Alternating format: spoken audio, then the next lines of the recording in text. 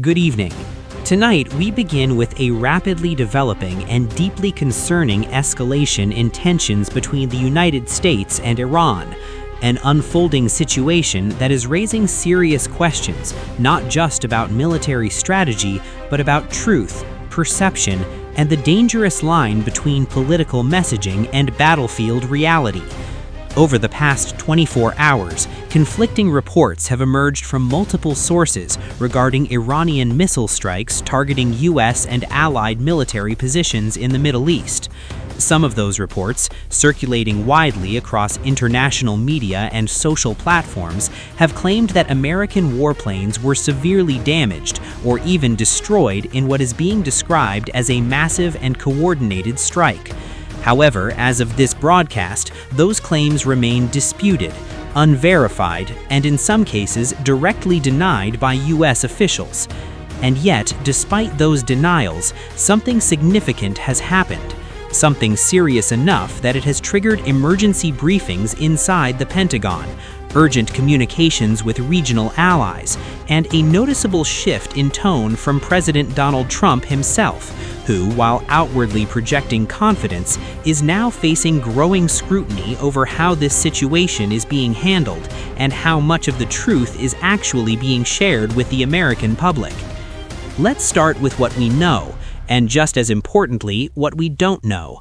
According to regional intelligence reports and early satellite imagery assessments, a series of missile strikes believed to be launched by Iranian-backed forces, or possibly directly by Iran, targeted multiple locations across the Middle East, including areas in Saudi Arabia and near U.S. military installations. The strikes appear to have been highly coordinated, occurring within a narrow time window and demonstrating a level of precision that analysts say reflects a significant advancement in Iran's missile capabilities. Now, here's where the story becomes complicated. Initial reports from non-U.S. sources suggested that several high-value military assets may have been hit, potentially including aircraft stationed at forward operating bases. Some outlets went further, claiming outright destruction of U.S. warplanes. But when pressed for confirmation, Pentagon officials stopped short of verifying those claims. Instead, they acknowledged that an incident had occurred, that damage assessments were ongoing, and that while there may have been material impact, the extent of that impact was still being evaluated. So we have two narratives emerging at the same time. One, a dramatic account of significant U.S. losses, the other, a more cautious, controlled message from American officials emphasizing uncertainty and restraint. And in the middle of those competing narratives is the American public, trying to understand what is really happening. President Donald Trump addressed the situation earlier today, delivering remarks that were characteristically forceful but also notably defensive. He dismissed reports of major U.S. losses as fake news, insisting that the United States military remains stronger than ever and fully capable of responding to any threat. He warned Iran that any further aggression would be met with overwhelming force, repeating a familiar message of deterrence through strength.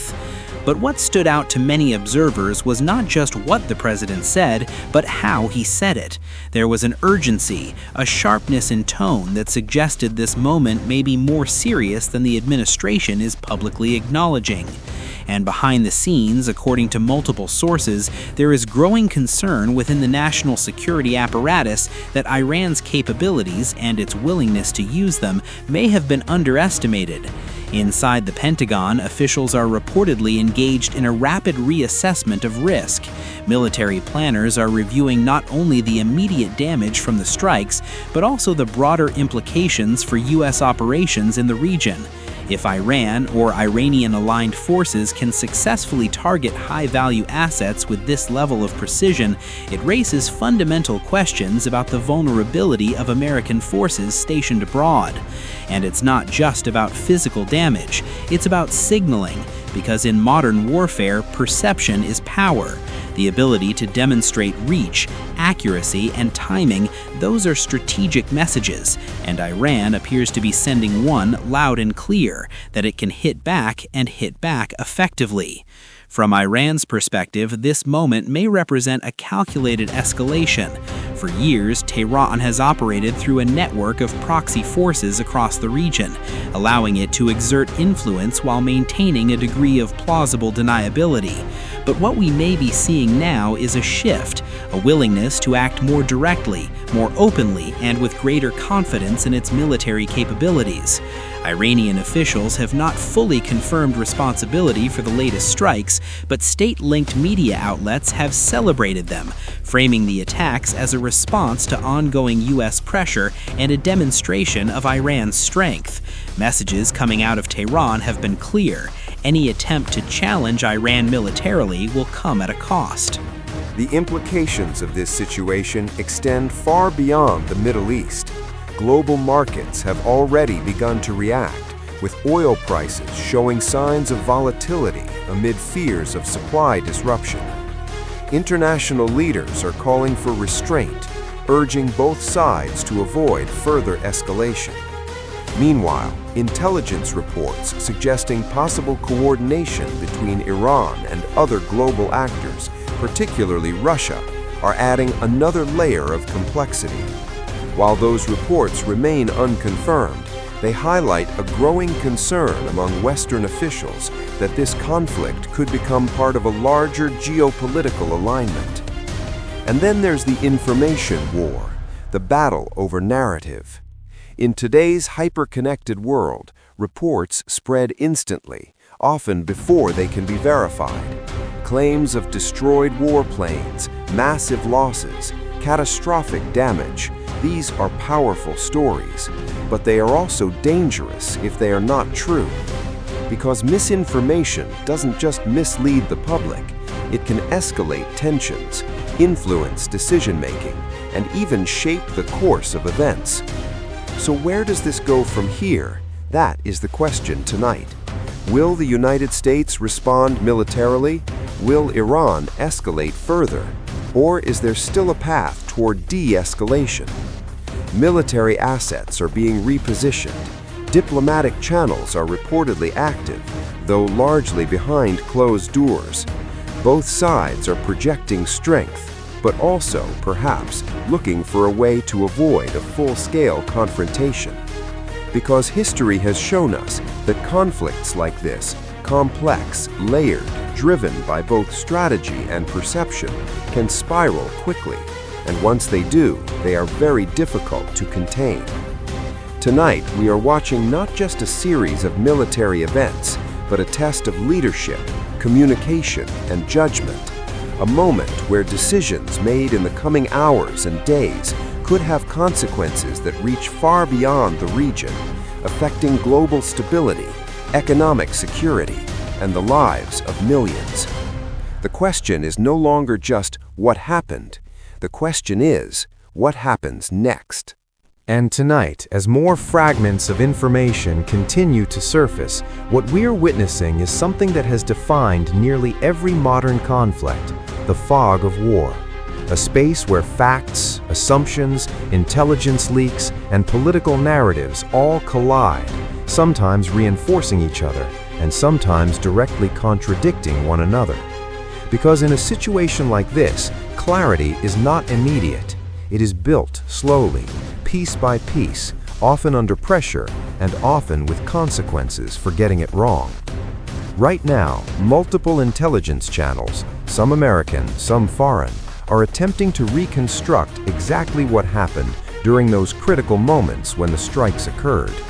Satellite imagery is being analyzed frame by frame. Communications intercepts are being translated and cross-referenced. Damage reports are being compiled not just by U.S. officials, but by allied forces on the ground. And yet, even with all of that, the picture remains incomplete. Because war, especially in its early stages, is not just about what happens, it's about what is seen, what is reported, and what is believed. This brings us to another critical dimension of this story: information warfare. Because alongside missiles and military hardware, there is another battlefield, one that exists online, across news networks, and inside public consciousness.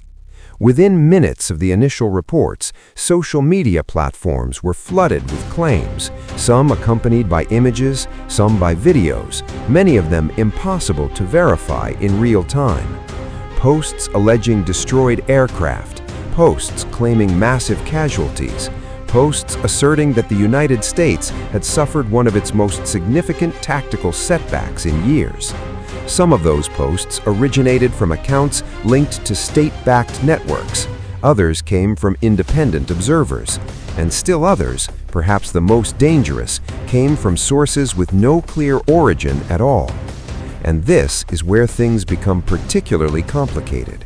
Because in today's digital landscape, the speed of information often outpaces the process of verification. A claim can go viral long before it is confirmed or debunked, which means that perception can form before reality is fully understood.